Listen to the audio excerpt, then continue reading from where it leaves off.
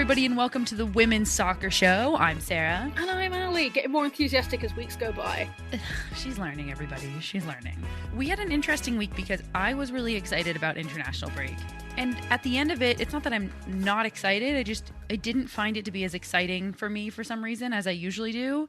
And you had the opposite kind of flop, didn't you? Well, it wasn't that I found it more exciting than I thought I was. I ended up watching more of it than I thought I would. Well, I feel like you watched more of it because you were more excited by it. No. I was supporting women's sport. That's what I was doing. Okay, well, my point totally flopped there, but that's okay.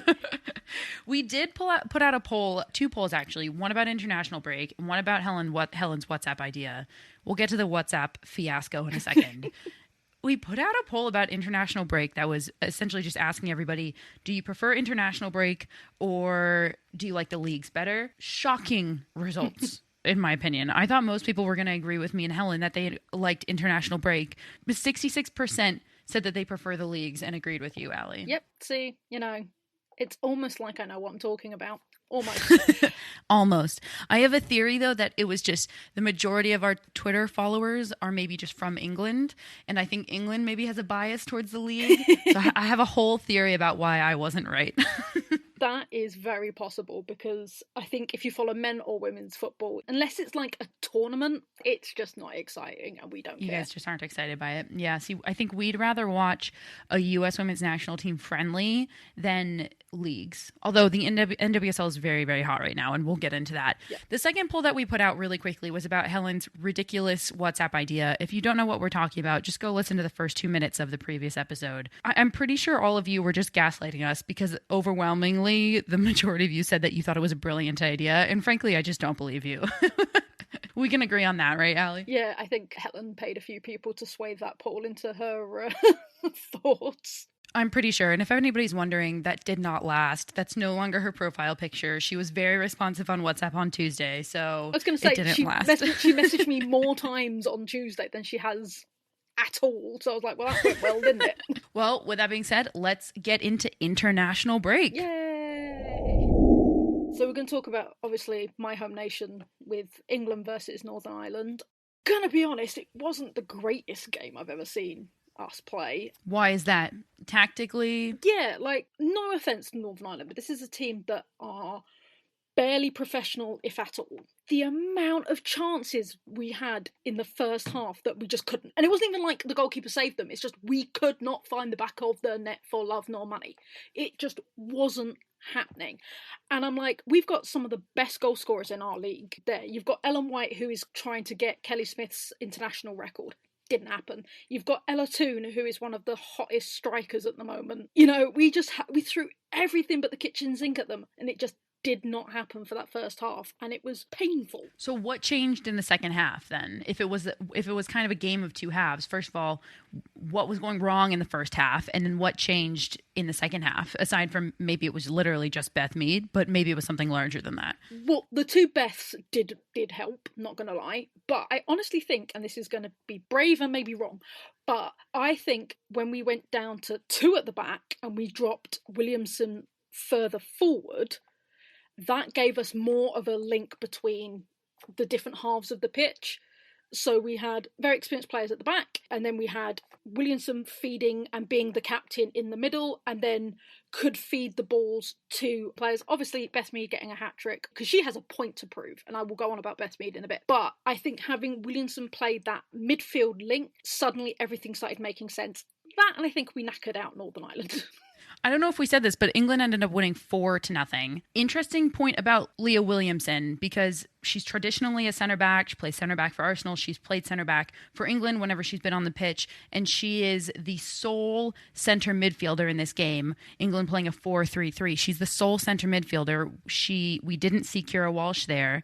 What do you make of that? Is this foreshadowing in the future? Do you think that Wagman is going to simply like that formation a little bit better, and Kira Walsh might be almost aced out of her job? To be honest, yeah, especially if what we're thinking over here, what everybody's speculating, is that Williamson is being trained up to be Steph's replacement.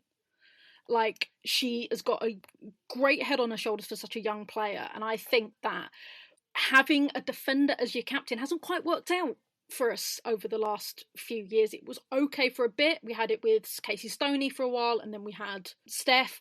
And I think that Wagner's going to want a more forward player. And if they are grooming Williamson to take over from Steph rather than Lucy Bronze, rather than some of the more experienced players, then I think they're going to be pushing her more to midfield. And if that's Kira's spot and she's not fighting for captaincy, then I don't see Kira getting called up. Or at least I don't see her getting first team play, and she might be an impact sub. That's pretty big. I think I'm going to disagree with that. And here's why. I think Alex Greenwood is a fantastic back.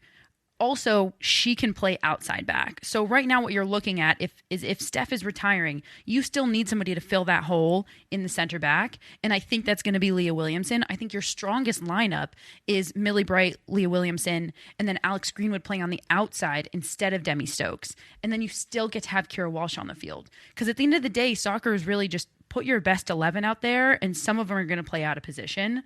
So that's how you get your best 11 out there. Kira Walsh is, in my opinion, for sure in your top 11 in the squad and really should be out there on the field. I was going to say, is that how we end up with Rachel Daly as a defender? Rachel, yeah, basically. That's how Kelly O'Hara ended up as a defender. That's how Crystal Dunn ended up as a defender. You know, that's just simply what happens. You fill the holes. And if you have your player who's, you know, better as a soccer player but plays a different position, you're going to fill that hole no matter what position they're naturally inclined to. So from the back all the way to the forward, you talked about Beth Mead. She got a hat trick in this game. She did. And she had a point to prove because the last couple of managers haven't really seen much in her.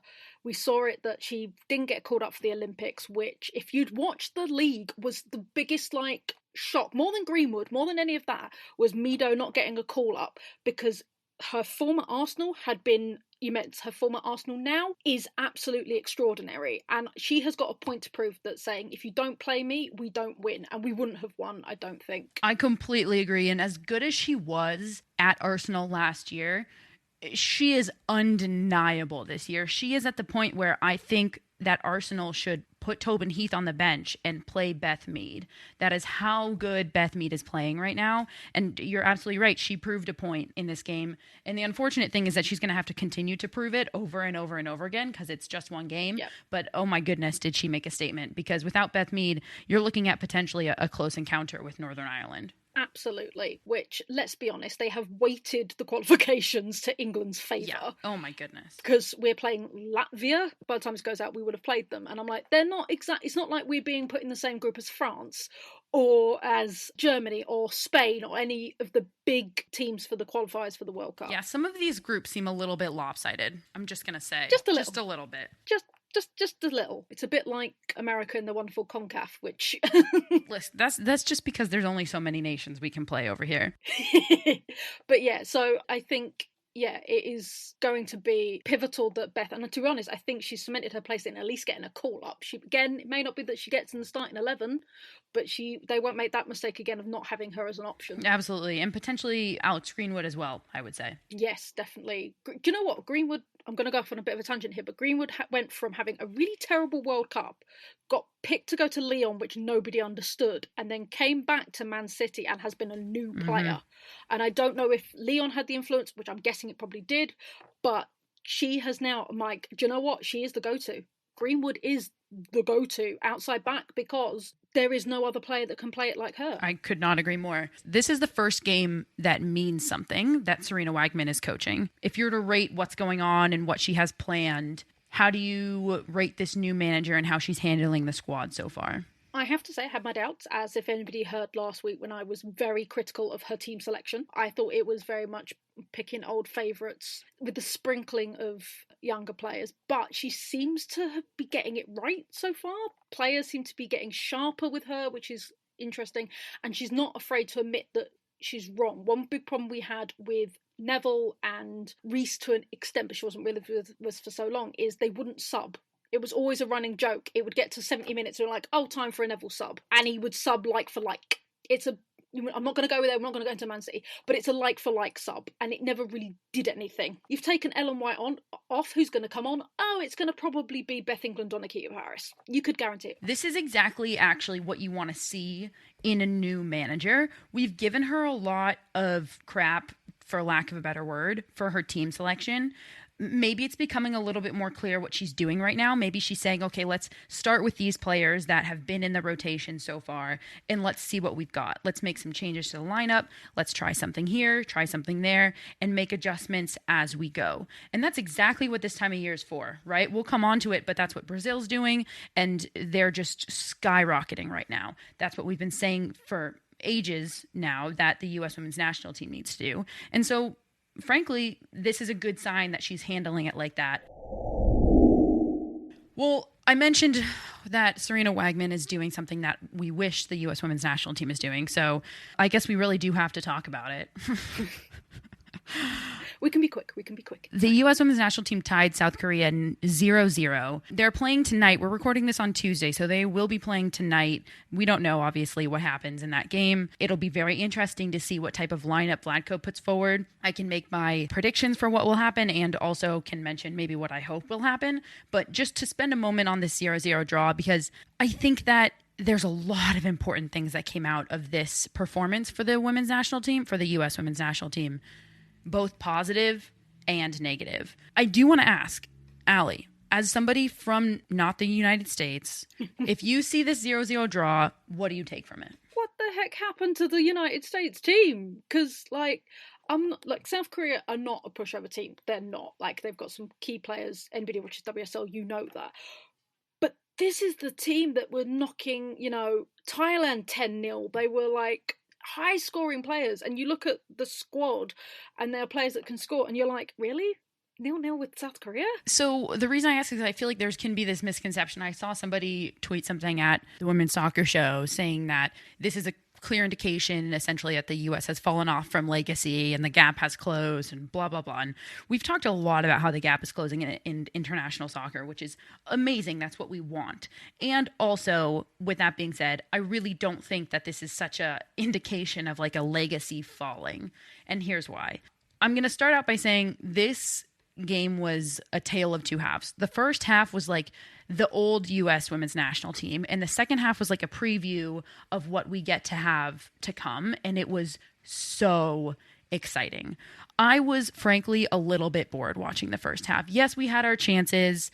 Yes, we almost put some away. Yes, there were some good moments of combination, but it wasn't fast-paced soccer. It wasn't exciting soccer. Our forwards really looked like they were lacking a step. We had Heath, Morgan, and Rapinoe starting. So a classic front three for the U.S. Allie's laughing, but I'm sniggering because I'm just again not to be disrespectful for these players, but I'm thinking of the Rolling Stones and the collective age being 140. Really? That's what you're starting with? When you've got such young, exciting players that you could be breaking into the squad and you're going with, yeah, okay, no, I'll shut up. I'm going to defend Alex Morgan again really quickly to say she is only 32. I will say, and Tobin Heath is 33. I was on about Rapinoe more than anybody. Okay. Rapinoe at a 36. Look, at the end of the day, I'm the first person to defend all of these players. I think that they're amazing. I think that they're staples of this team. I think that they are some of the best players we've ever seen come through this program. And for the first time during this game, I was watching and I was thinking, it looks like Heath has lost a step. It pains me to say it, but it looks like she's lost a step, and it looks like Rapinoe's lost a step. Now, they're good enough players that they can kind of compensate and manage, but the stark difference between they pulled Heath and Rapinoe off and they put in Mal Pugh and Sophia Smith, and oh my God, did the game change. It was exciting. Pugh and Smith were creating every single opportunity we had. It was the speed, it was the tenacity, it was the desire that we're used to from the U.S. women's national team, and that's what they brought. It was almost like it became too comfortable for the previous two, for Heath and Rapinoe, and all of a sudden you put players in who were fighting for that spot. And it was exciting to see really what's to come. This, in my opinion, was a highlight for me that the stars are these young players. And Julie Foudy was saying on the broadcast that the next camp is when Vlatko is going to start bringing in the young crop of players and building for the next World Cup. I said this on the last episode. too little too late. That should have been this time around, but we'll get on to that. So it will be really interesting to see where he takes this team. If that is the case, Mal Pugh and Samantha Smith are in this round. Who's going to be brought in the next round, you know? Midge Purse, for example, in my opinion, Yep. This is the second roster she's missed out on. We're going to be excited to see Lynn Williams get some more consistent time and what she can do with consistent time. And so while it was a 0-0 draw, this was really exciting. Really, really exciting. They couldn't put the passes together in the final third, or really like the final eighth, because it was just that last pass. But you know what? That's something that at this time, it'll come. That's not very concerning. So obviously, not only is it some World Cup qualifiers and things like that for the US, it is Carly Lloyd's farewell. Oh my goodness. So those of you who are listening right now, she will have already played her farewell. And I'm going to guess that for most of you, that is music to your ears. And for a select few, that's really, really sad. And let's just say we're not going to shy away from this topic. This is a really controversial topic. It is a controversial topic, and there's going to be another poll, because we all know you like our polls on Twitter. And to be honest, we like our polls.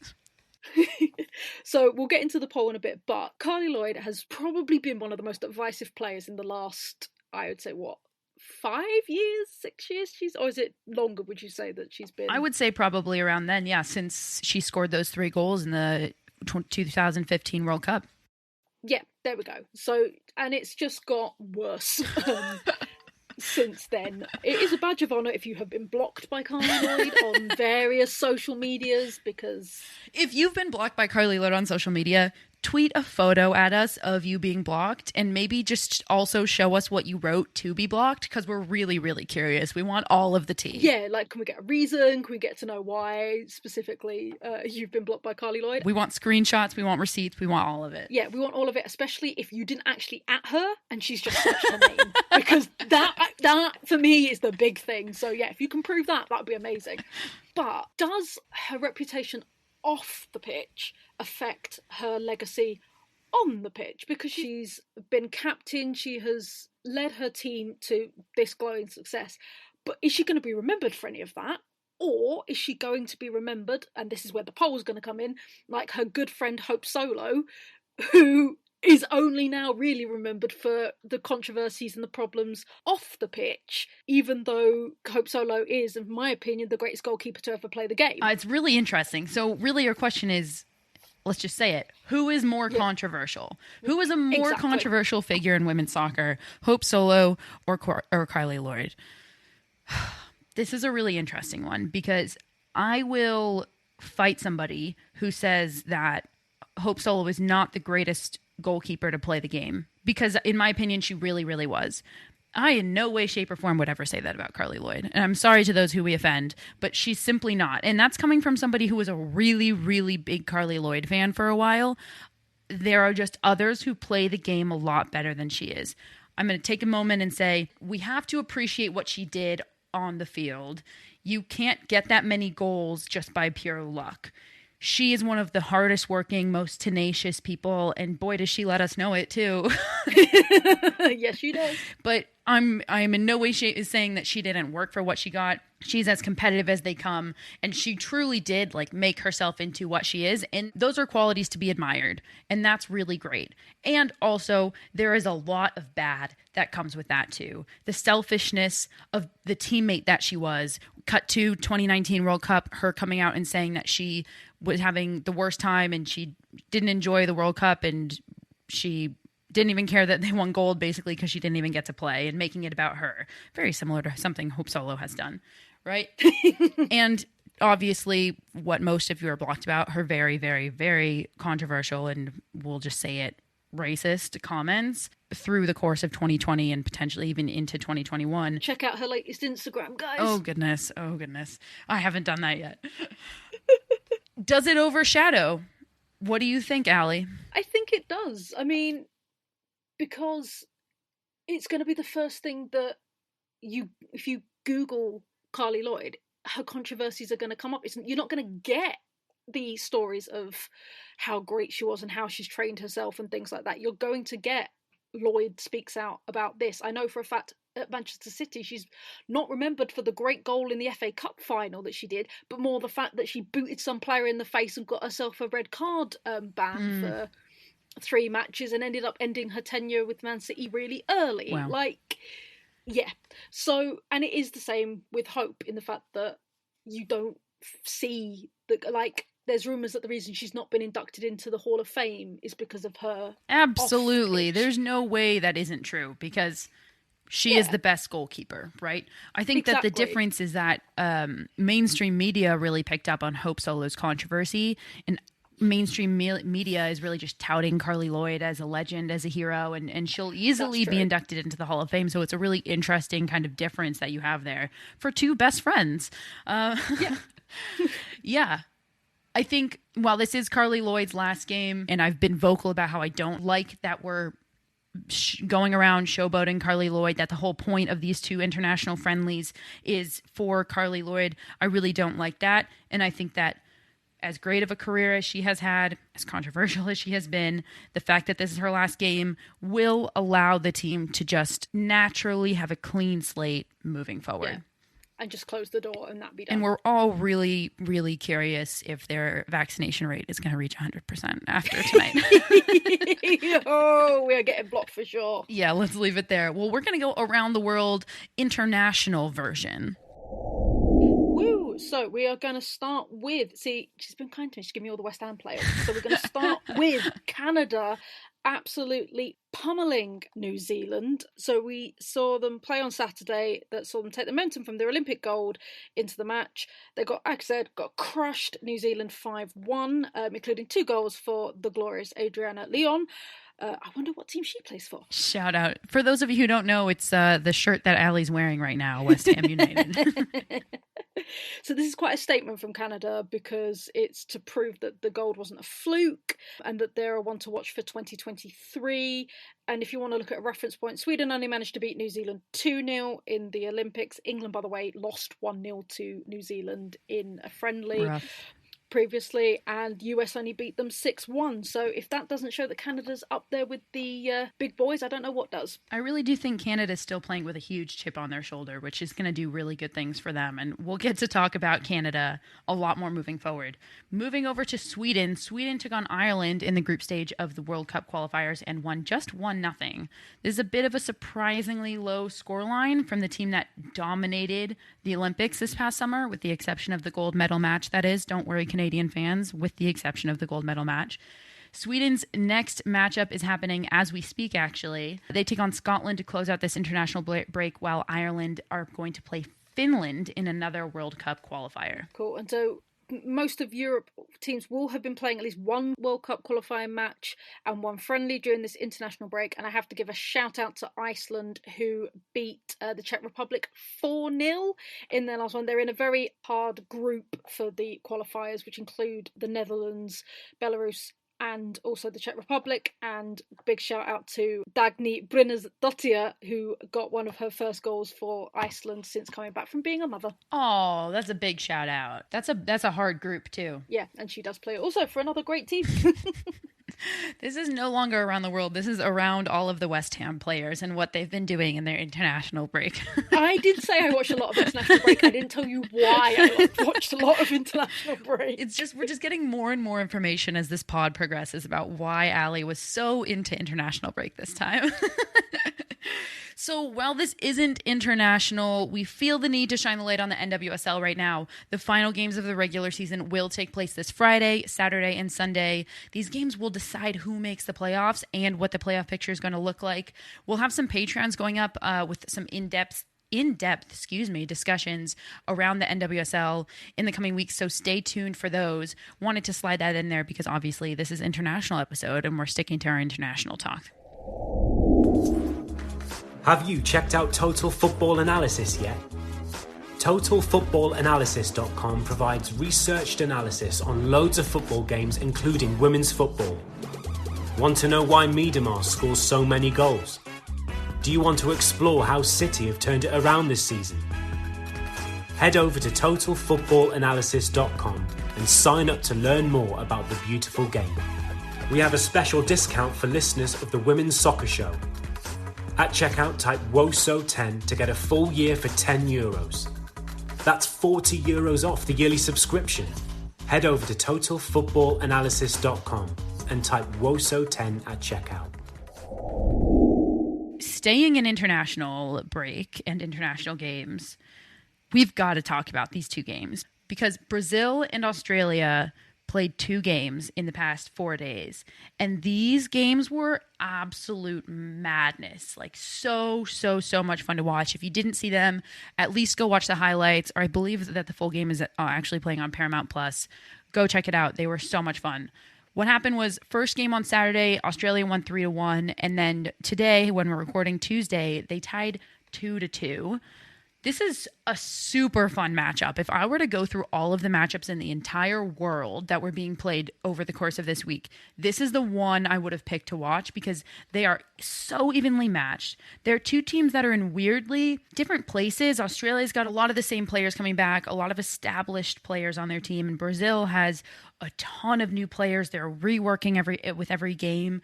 But for some reason, they are both in a similar place in that they seem to be gelling as a team at the same time right now. And this kind of seems like they're both on the rise. And like if they were going to do something great, this really would be the moment. Yeah, for sure. Absolutely. And like, I'm excited about Australia, I have to say. I'm really excited to watch them. They are playing my kind of football. It is energetic, it's frantic, but at the same time, it's well thought out and it's methodical, and it's just, you've got these great players that, yes, we've said that they've been the core players for them for the last 10 years in Kerr and Van Egmond and Jalop, formerly known as Butt, and Ford, and all these great players. But I feel like, unlike with the American squad where you sort of go, oh, them again, you feel like these players have got their places just cause. You feel like they're still fighting, they're still trying, and you are seeing new talent coming in because, you know, Mackenzie Arnold used to be their number one, now she's their sub goalie. You know, Williams is being taken out for one of the younger players as well in Australia, and I'm just getting her name because I can't remember, the goalkeeper that was for the Olympics, Tegan Micah, there we go. So it's Tegan Micah, and she is 24 years old and is already fighting her way into the Australian number one position. So I think they've got that wonderful mix of experience and new players, and nobody's play is safe, and that's why it's frantic and beautiful, and I'm just so excited to see them play. They're really fun. We saw them in the Olympics just have so much heart, and they looked like a team that was cohesive, that loved playing together, and that's the type of soccer that was really interesting to watch. And they're playing really great soccer. I mean, some of those names that you threw out are some of the best in the world right now. Kerr, Ford, Catley, Van Egmond. They're young players. I mean, Ellie Carpenter's only 21 years old, which is wild to me. I was like, she's got to be at least 24, but she's 21. I'm going to shout out. She's been playing for ages. Yeah, she's been playing for ages. I'm going to shout out Fowler, who is 18 years old. She was my standout player in this second game. In this 2-2 draw, she was Australia's best player in this game. And she was creating so many plays. She was playing out on the wing in the midfield, and she was creating opportunities from all the way out in the outside mid, and that is absolutely outstanding to watch. We were saying over the Olympics that Australia's main problem was their reliance on Sam Kerr, and that it was either Sam Kerr scores or nobody scores. Over the past two games, they've scored 5 goals. All 5 goals came from different players. Sam Kerr only got 1. That is huge. So I have my own reasons about why this is suddenly happening for them. Not too much has changed. The Olympics weren't too long ago, but why do you think this shift has really happened? I mean, I think that they've had 2 main problems. We'll come on to the second one. That was their first main one, and they seem to have solved it. How do you think that they solved it? I think confidence, genuinely confidence, because the Olympics, we saw them get to a semi-final and then they played the bronze medal match. Now, Australia were never meant to do that. They're a team that has always been up and coming, but they never quite came as it was. They were always just there. And then to get that far in the Olympics, I think club-wise, their players have been playing fantastically for their club. I'm going to ignore Emily Van Egmond because she hasn't quite managed to get to Orlando just yet. Thank you, visa issues. But again, I just think it's a belief that, you know what, we are going to do something special. I really like that. I think that's, I mean, the intangibles, I know this sounds really corny, but the intangibles are something that really influence a game just as much as the tactics. I was watching this game and I was thinking that it was a shift in formation that really helped them. They played a 3-4-3 in the Olympics, which I frankly, like, I still can't believe. I know I ranted about that for a while because Australia playing a 3-back is just ridiculous to me, but that is not what we're talking about. They went from a 3-4-3 to a 4-5-1 with a triangle in the midfield with 1-6 and 2 number 10s. And I think that playing with those 2 number 10s has really, really helped them to create opportunities. And, you know, coming on to their second problem, in my opinion, is their defense. I've called out Alana Kennedy before.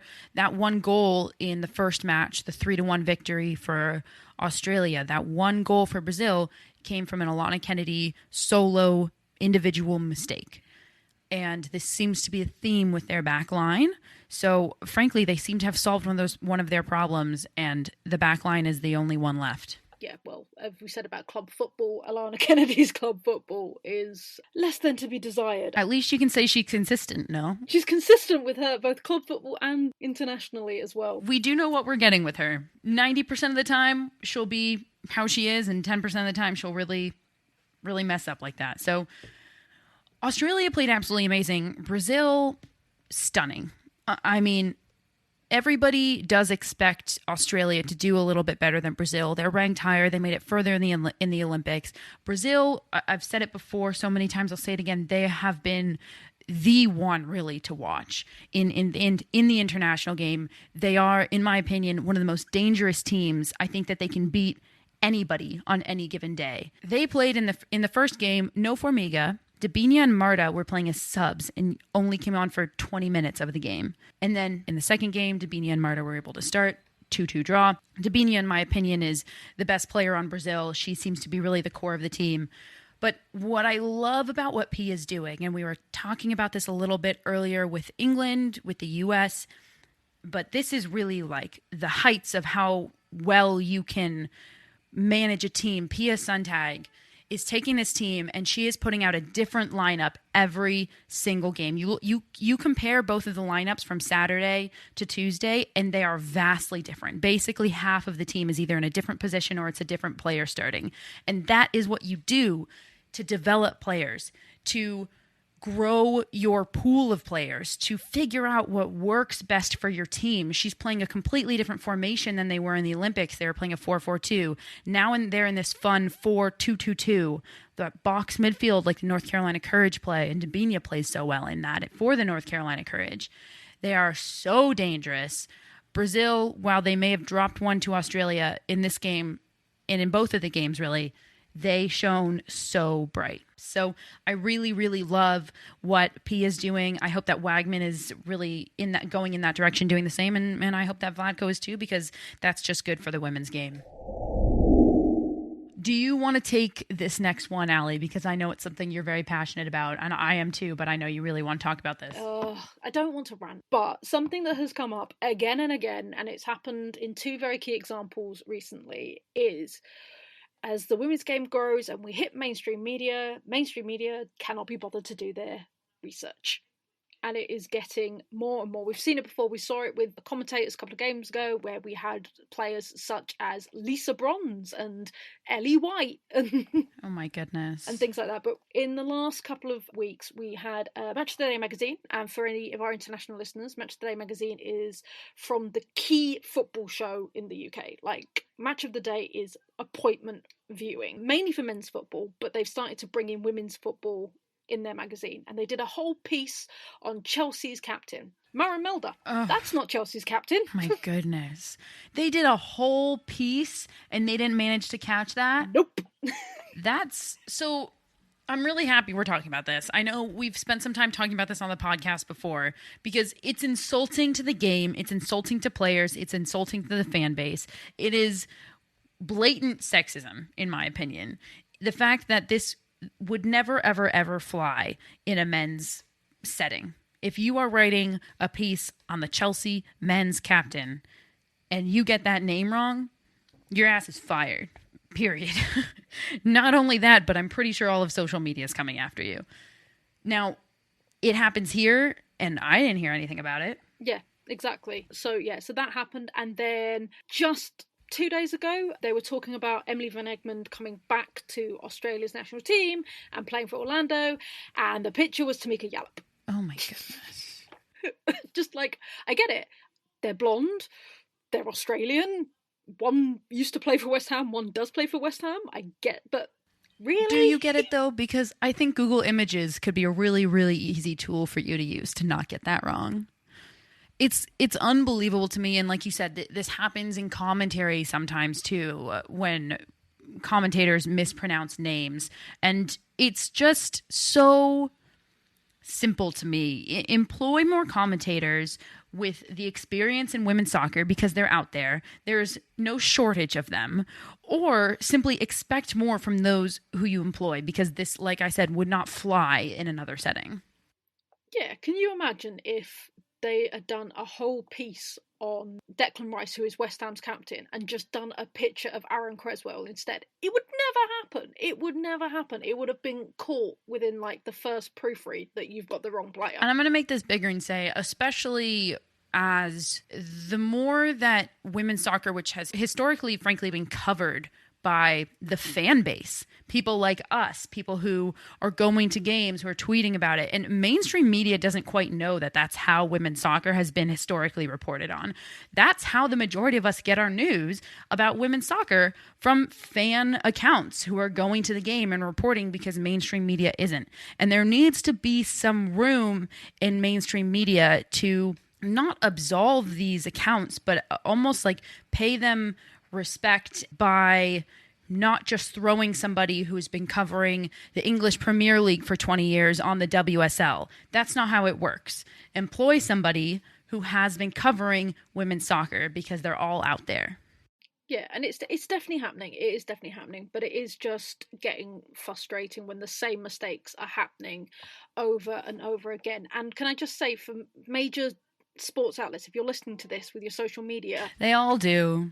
I know, they all do, but if you want to stop getting yelled at, put in men's top scorer when you're talking about Ronaldo, because you will stop getting yelled at. Oh my God. I see that way too many times on social media. I'm almost numb to it now. It's just a constant, and a constant that needs to change. Yeah. So yeah, if we could just put that in, then you'll stop having irate fans at you. It's a small little word. We're going to try to stop ending on rants, because I feel like whenever it's just us two, we end episodes on rants. There's going to be some more international break games today, tomorrow, and the next coming days. Stay on our socials. We'll be covering them then. As we mentioned, the NWSL is ending their regular season this weekend. There's some great games. Check those out, and we will have some fun Patreons really, really breaking down teams, games, the playoff picture, because it is getting hot. And to all of you British people or anybody who doesn't understand the playoff structure, we will explain it again, we promise.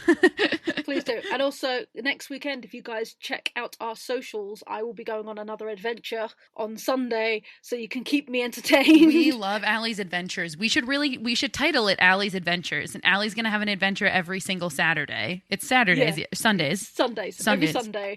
But I've got a new adventure to a place I've not been to before coming on Sunday, so follow on the social. Where are you going? I am going to Prenton Park, which is Liverpool's home ground, and I am covering Liverpool Lewis. Ooh, this is going to be fun for us. We're going to have a second division coverage of games here. Exactly. That's really fun. Yeah, so new socials, new everything, so follow us and keep me in my entertained on my journey. I love it. Sundays, Allie's Adventures. She's heading to Liverpool, everybody. Yep. Thank you, everybody, for listening. I've been Sarah. And I've been Allie. Thanks so much. See you next week. Bye, guys.